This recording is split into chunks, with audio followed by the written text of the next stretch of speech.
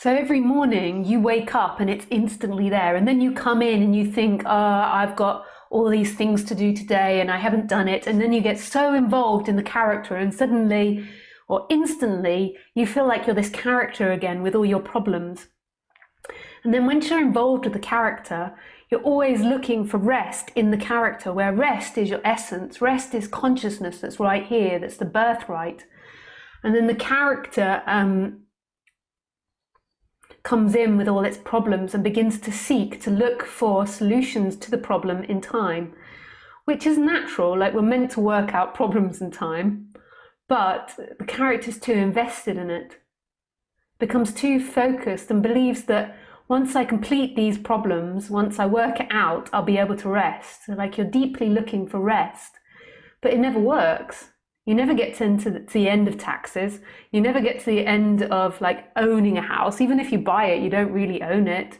Like, the government's sort of giving you like a long lease on it, really. It's not really ownership. When you die, you give it to your kids, but 40% of it or something goes to the government, which I'm not saying against. I'm totally pro paying taxes. I really appreciate that my government takes taxes and makes healthcare and social security for everybody. I really appreciate that I live in a European country that has high taxes. I'm not so keen on them taxing us for war and things like that, but hopefully as our societies get better, that will be reduced and it will more be about social security. But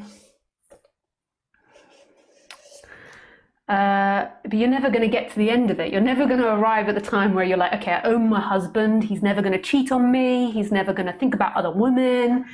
He's married now. I got the oh yeah, you can do that with that finger. That is not swearing. I got the ring on the finger. I got rings on both fingers, and they're like 100 karat gold. He's never going to cheat on me. I own him. She's never going to cheat on me because she's got the rings on. My kids are always going to love me and think I'm a wonderful parent. You're never going to arrive at that stage. You might arrive at it, but then it will change again. You're never going to have the security that you believe you'll have in time. So this mind is always seeking for relaxation in time. It's seeking for freedom in time, and it just endlessly produces problems and endlessly tries to solve it. It wakes up in the morning, it's like, and it creates this really complex identity because it believes all these things. It believes if I'm always a nice person, then I'll arrive at relaxation. If I'm always kind to my husband, then he'll never leave me and I'll arrive at relaxation.